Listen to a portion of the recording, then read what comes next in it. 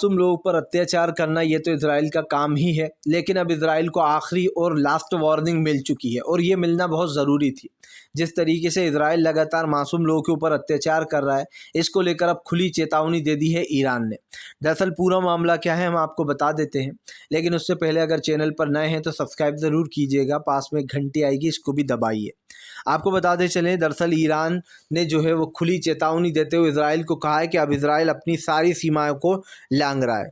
आपको बताते चलें, इजराइल और हमास के बीच में शुरू हुई इस लड़ाई से अब कहीं ना कहीं कई और देश भी इसकी चपेट में आने लगे हैं और इसका सबसे बड़ा रीज़न ये है कि इजराइल के ख़िलाफ़ तमाम इस्लामिक देश हो चुके हैं।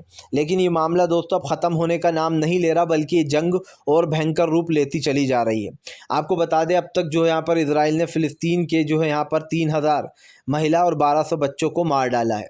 सबसे बड़ी बात यह है कि इजराइल का इस खौफनाक चेहरा देखकर लोग काफ़ी ज़्यादा हैरान हैं, क्योंकि पहले भी इजराइल फ़िलिस्तीनियों पर ऊपर अत्याचार करता रहा है, अल-अक़सा मस्जिद पर करता रहा है, लेकिन अब की बार तो उसने हदें ही पार कर दी हैं, क्योंकि उसने हॉस्पिटल तक को नहीं छोड़ा, वहाँ तक पर बम गिरा दिए हैं। अब आपको बताते चले, इजराइल के ने जो है चेतावनी देते हुए कहा है कि फ़िलहाल जो लगातार इजराइल कर रहा है, ईरान ने कहा कि अब वो एक ऐसी जगह पहुंच गया है जहां पर उसका हाथ जो है वो टिगर पर है, और अगर दोस्तों ये गन दबी तो समझ लीजिएगा कि इजराइल पूरी तरीके से बर्बाद भी हो जाएगा। क्योंकि ईरान के राष्ट्रपति ने बड़ा बयान दिया, उन्होंने कहा कि गाज़ा में रेड लाइट पर पहुंच चुका है इजराइल। उन्होंने कहा कि इजराइल एक्शन लेने को हमें मजबूर कर रहा है।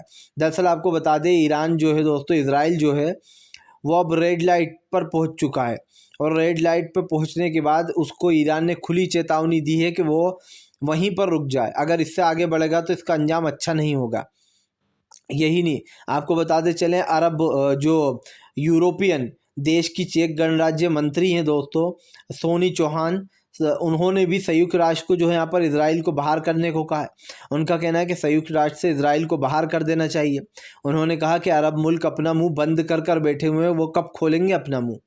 दरअसल दोस्तों सीधी सी बात यह है कि तमाम मुस्लिम देश इजराइल को चेतावनी तो दे रहे हैं, अपने हिसाब से दे रहे हैं, लेकिन अब तक जो है यहाँ पर इजराइल के ख़िलाफ़ उन्होंने 2 एक्शन लिए हैं बड़े। वो 2 एक्शन क्या हैं दोस्तों? पहला तो ये कि इजराइल के साथ अब कोई भी संबंध नहीं रखा जाएगा, दूसरे देश नहीं रखेंगे, यानी कि उसके साथ कोई बिज़नेस नहीं किया जाएगा। और ये आप अच्छे समझते हैं कि अगर किसी देश को चलाना है तो दूसरे देशों के साथ बिज़नेस तो करना ही पड़ता है, तभी एक देश चल पाता है, क्योंकि तमाम एक दूसरे से जुड़े हुए होते हैं। किसी के देश से कुछ बेचा जाता है, किसी के देश से कुछ बाय किया जाता है, ऐसे ही पूरे देश चलते हैं। लेकिन इजराइल को इस लिस्ट से बाहर कर दिया गया है। यही नहीं, और ये तक कहा गया है कि इजराइल से कोई राजनीतिक संबंध भी नहीं रखे तमाम मुस्लिम देश और जो भी उनके सपोर्ट में हैं, ख़ास करके ओआईसी का संगठन, जो कि 57 मुस्लिम देश जिसमें शामिल है। आपको बताते चलें, ईरान की इस चेतावनी के बाद इजराइल में भगदड़ मची हुई है। इजराइल के लोग तो पहले से ही परेशान हो गए, क्योंकि उनको पता है दोस्तों कि इस वक्त जो फ़िलिस्तीनियों के साथ वो अत्याचार कर रहे हैं उसका बदला अब तमाम मुस्लिम देश लेंगे।